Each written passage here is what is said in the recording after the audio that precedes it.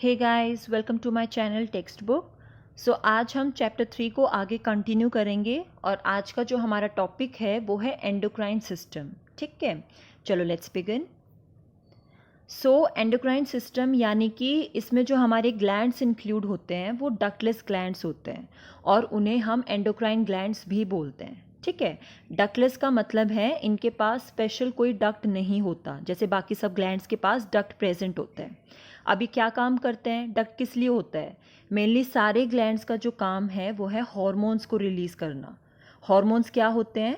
Hormones कुछ chemical messages होते हैं जिनसे हमारे ब्रेन में सिग्नल ट्रांसमिट करने के लिए हमने पढ़ा था नर्व्स होती हैं। नर्व्स क्या हैं? एक तरह से वायर्स की तरह है जिसमें से सिग्नल ट्रैवल करता है इलेक्ट्रिकल। लेकिन अगर कुछ ऐसी चीज़ें हैं जो हम इलेक्ट्रिकल सिग्नल्स के थ्रू नहीं ट्रांसमिट कर सकते, जैसे वायरलेस सिग्नल्स होते हैं, कुछ ऐसे भी सिग्नल्स होते हैं जो बिना वायर के भी हमारी बॉडी में ट्रांसमिट होते हैं कुछ केमिकल्स के थ्रू जो हमारे ब्लड स्ट्रीम के अंदर ट्रैवल करते हैं। ठीक है, तो वो जो केमिकल मैसेंजर्स हैं वही हॉर्मोन्स हैं। ये मैसेज लेके जाते हैं ब्लड स्ट्रीम के अंदर और ये कोई वायर की तरह नहीं दिखते, ये नॉर्मल एक तरह से वायरलेस टाइप के होते हैं। मतलब ऐसे नज़र नहीं आता आपको ट्रांसमिट सिग्नल वायर की तरह हो रहा है एक जगह से दूसरी जगह, लेकिन ये केमिकल ट्रैवल कर जाता है हमारी ब्लड स्ट्रीम के अंदर। हॉर्मोन्स बेसिकली अमीनो एसिड से बने होते हैं और ब्लड स्ट्रीम के अंदर ट्रैवल करते हैं। ठीक है, अब एंडोक्राइन सिस्टम में क्या होता है? हमारे एंडोक्राइन सिस्टम का मेन जो पार्ट है ना वो पिट्यूटरी ग्लैंड है, क्योंकि ये एक ऐसा ग्लैंड है जो बाकी सारे ग्लैंड्स को स्टिमुलेट करता है हॉर्मोन्स रिलीज करने के लिए। ठीक है, मतलब कि ये आप लगा लो कि मेन मैसेज निकाल के बाकी सारे ग्लैंड्स की तरफ जाता है कि आपको अब अपना काम करना है। तो पिट्यूटरी ग्लैंड से स्टार्ट होता है। ठीक है, इसको कौन पहले बोलता है पिट्यूटरी ग्लैंड को कि आपको आगे मैसेज भेजना है? इसको हाइपोथैलेमस बोलता है। अगर आपने वीडियो देखी है ब्रेन की तो उसमें हमने एक पार्ट देखा था ब्रेन का, हाइपोथैलेमस के बारे में पढ़ा था, तो उसी के नीचे पिट्यूटरी ग्लैंड होता है। तो ब्रेन वाली वीडियो में हमने थोड़ा पिट्यूटरी ग्लैंड को भी डिस्कस किया है। ठीक है, तो ये 5 हमारे एंडोक्राइन ग्लैंड्स हैं।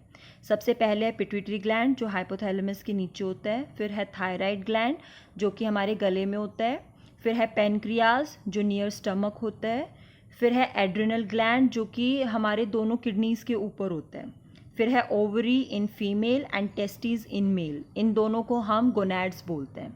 ठीक है, तो अब हम इन पांचों ग्लैंड्स को थोड़ा डिटेल में डिस्कस करेंगे अभी। ओके, चलो लेट्स मूव ऑन। सो सबसे पहले है हमारा पिट्यूटरी ग्लैंड। तो हाइपोथैलेमस के नीचे पिट्यूटरी ग्लैंड होता है और इसका काम होता है पिट्यूटरी ग्लैंड को बोलना कि बाकी ग्लैंड्स को आप सिग्नल पहुंचाओ कि उनको हार्मोन्स रिलीज करने हैं। ओके, तो अगर ये पिट्यूटरी ग्लैंड नहीं होगा तो आगे किसी ग्लैंड पे सिग्नल नहीं जा पाएगा, इसलिए इसको मास्टर ग्लैंड बोलते हैं। ठीक है, तो मेन यही है कि यहाँ से सिग्नल ट्रैवल होना शुरू होता है। सो पिट्यूटरी ग्लैंड के 2 बहुत ही इंपॉर्टेंट हॉर्मोन्स होते हैं। एक होता है TSH, थायराइड स्टिमुलेटिंग हार्मोन। ठीक है, TSH क्या करता है? थायराइड ग्लैंड को जाके स्टिमुलेट करता है। तो पिट्यूटरी ग्लैंड का जो पहला हार्मोन है वो है थायराइड ग्लैंड को स्टिमुलेट करता है, मतलब उसको अलर्ट करता है कि उसको कुछ हार्मोन्स रिलीज करने हैं, उसको बताता है, बैलेंस करता है, कंट्रोल करता है। ओके, जब रोकना होता है तो रोक देता है। ऐसे ही दूसरा है एड्रेनोकॉर्टिकोट्रोफिक हार्मोन, ACTH। ये कौन सा हार्मोन है? जो एड्रिनल ग्लैंड के पास जाता है और उसको बोलता है कि तुम्हें कुछ हार्मोन्स रिलीज करना है जब ज़रूरत होती है बॉडी को, जैसे कॉर्टिसोल हो गया। ठीक है, ये दोनों अलग से पढ़ेंगे अभी, थायराइड ग्लैंड और एड्रिनल ग्लैंड। और क्या काम करता है पिट्यूटरी ग्लैंड? इसके अलावा बहुत सारे इंपॉर्टेंट काम करता है। कंट्रोल करता है ग्रोथ हार्मोन्स को, हमारी बॉडी को कंट्रोल करता है, रिप्रोडक्टिव हार्मोन्स को, जैसे रिप्रोडक्टिव ग्लैंड्स हैं इनके हार्मोन्स को भी यही कंट्रोल करता है। तो पिट्यूटरी ग्लैंड का बहुत ही इंपॉर्टेंट रोल है, इसलिए इसको मास्टर ग्लैंड बोलते हैं। ठीक है, देन नेक्स्ट है आपका थायराइड ग्लैंड। सो थायराइड ग्लैंड वही है जो हमारे गले में होता है। इसका काम क्या है? ये कुछ ऐसे हार्मोन्स प्रोड्यूस करता है जैसे T3, T4 का दूसरा नाम थायरोक्सिन भी है। और इसका मेन फंक्शन क्या है? कंट्रोल मसल्स फंक्शन, मसल्स के फंक्शंस को कंट्रोल करता है।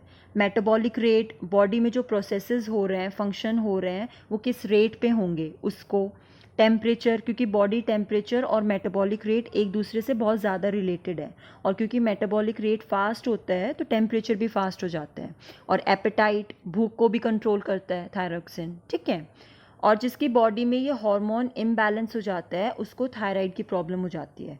मतलब जहाँ पे थायराइड ग्लैंड थायरॉक्सिन प्रोडक्शन का इम्बैलेंस कर देता है, ज़्यादा कर देता है या कम कर देता है, हाइपरथायराइड या हाइपोथायराइड, तो उसमें उस पर्सन को थायराइड की प्रॉब्लम हो जाती है। ओके, तो उसकी ये सारी प्रॉब्लम्स होती है, मेटाबॉलिक रेट कम या ज़्यादा, भूख कम या ज़्यादा हो जाती है, ठीक है।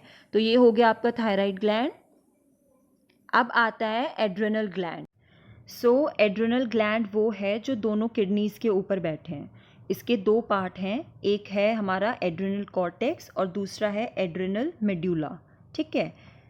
जैसे आप यहाँ देख सकते हैं, जो एड्रेनल ग्लैंड का बाहर वाला जो पार्ट है, मतलब इसकी जो आउटलाइन है, उसे हम एड्रेनल कॉर्टेक्स बोलते हैं, और जो अंदर वाला पार्ट है उसे हम बोलते हैं एड्रेनल ग्लैंड, ठीक है। और ये किडनी के ऊपर बैठे हैं, और किडनी को मेडिकल टर्म्स में रेनल बोलते हैं, तो इसलिए इसका नाम एड्रेनल है, ठीक है।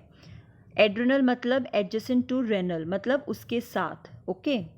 तो अब इसका क्या काम है, एड्रेनल कॉर्टेक्स क्या करता है, कॉर्टिकॉइड्स रिलीज़ करता है, जो आपकी बॉडी में ग्लूकोज, सॉल्ट, वाटर, मिनरल्स, इन सब चीज़ों का बैलेंस मेंटेन करके रखता है, ठीक है। एनर्जी प्रोडक्शन वगैरह, जब आपकी बॉडी को ज़्यादा एनर्जी चाहिए। तो अब इसका जो दूसरा पार्ट है वो है एड्रेनल मेड्यूला, ये कैटेकोलामाइंस रिलीज़ करता है। कैटेकोलामाइंस क्या है, अगर आपको याद हो, ये वर्ड पहले भी आया हुआ है, ये एपिनेफ्रिन और नोर एपिनेफ्रिन को मिला के कैटेकोलामाइंस बनता है, ठीक है। ये एपिनेफ्रिन को नॉर्मल लैंग्वेज में आपने सुना होगा एड्रेनलिन बोलते हैं, और नोर एपिनेफ्रिन को नॉर एड्रेनल बोलते हैं, ठीक है।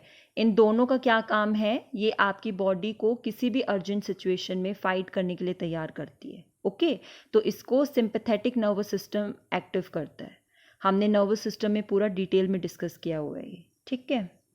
उसके बाद आता है हमारा पेनक्रियाज। पेनक्रियाज आपका स्टमक के पास होता है, और इसका काम है इंसुलिन और ग्लाइकागोन प्रोड्यूस करना, ठीक है। इंसुलिन हम सबको पता है, इंसुलिन एक बहुत इंपॉर्टेंट हार्मोन है जो कि आपकी बॉडी में ग्लूकोज का बैलेंस मेंटेन करता है। ये ग्लूकोज को ब्रेक डाउन करता है और ब्लड में ज़्यादा ग्लूकोज जाने से रोकता है। वो ज़्यादातर ग्लूकोज को ग्लाइकोजन की फॉर्म में लीवर में स्टोर करता है। जब ये इंसुलिन नहीं होता तो डायबिटीज़ हो जाता है, ठीक है। क्यों हो जाता है, क्योंकि तब ये ग्लूकोज को इतना कंट्रोल नहीं कर पाता और ब्लड के अंदर बहुत सारा ग्लूकोज लेवल बढ़ जाता है, तो उससे डायबिटीज़ हो जाता है। इसलिए इंसुलिन बहुत ही इंपॉर्टेंट रोल प्ले करता है, ठीक है।